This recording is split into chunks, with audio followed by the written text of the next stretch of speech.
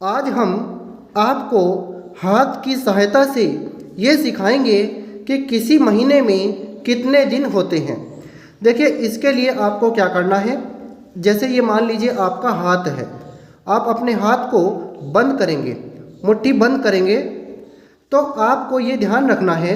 देखिए, ये इसमें कुछ उभरे हुए पॉइंट्स हैं। जैसे यहाँ पर ये हड्डियाँ हैं, ये हड्डियों के उभरे हुए पॉइंट्स हैं, और ये जो हैं यहाँ पर इनके बीच में ये जगह है यहाँ पर। तो आपका जो महीने का नाम इस उभरे हुए पॉइंट्स पर आएगा, उसमें 31 दिन होंगे, और जो इन गहरे बिंदुओं पर आएगा तो उसमें 30 दिन होंगे। बस आपको ये ध्यान रखना है, जो फरवरी का महीना होता है उसमें 28 दिन होते हैं या फिर 29 दिन होंगे। 29 दिन 4 साल में एक बार होंगे। अगर कोई वर्ष लीप वर्ष है तभी 29 दिन होंगे, नहीं तो फरवरी में 28 दिन होंगे।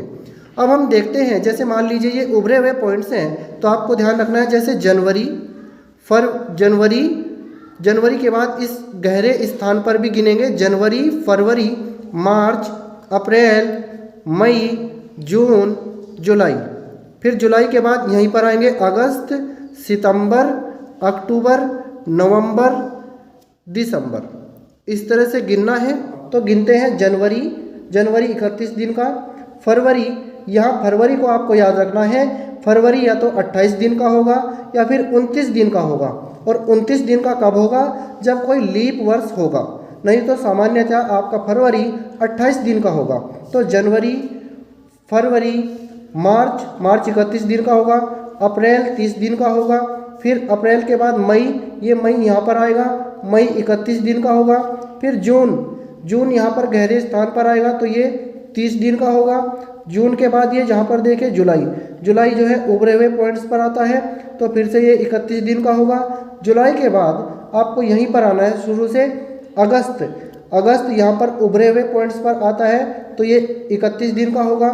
फिर सितंबर फिर से गहरे स्थान में आता है, तो ये 30 दिन का होगा। अक्टूबर फिर से उभरे हुए स्थान पर आता है, तो ये 31 दिन का होगा। नवंबर गहरे स्थान में आया है, तो ये 30 दिन का होगा। और दिसंबर उभरे हुए स्थान पर आया है, तो ये हमारा 31 दिन का होगा।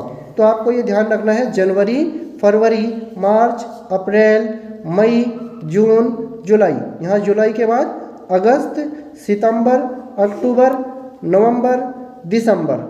तो इस तरह से करना है हमें। तो जो महीने का नाम उभरे हुए पॉइंट्स पर आएगा वो 31 दिन का, और जो गहरे पॉइंट्स पर आएगा, जो नीचे ये दबे हुए पॉइंट्स हैं, ऐसे समझ लीजिए यहाँ पर ये गहरा पॉइंट है, तो यहाँ पर जो महीने का नाम आएगा वो 30 दिन का होगा। बस फरवरी आपका 28 दिन का होगा। और अगर लीप वर्ष है तो उस लीप वर्ष में फरवरी 29 दिन का होगा। ये तरीका है, आप इससे बता सकते हैं कि किस महीने में कितने दिन होते हैं।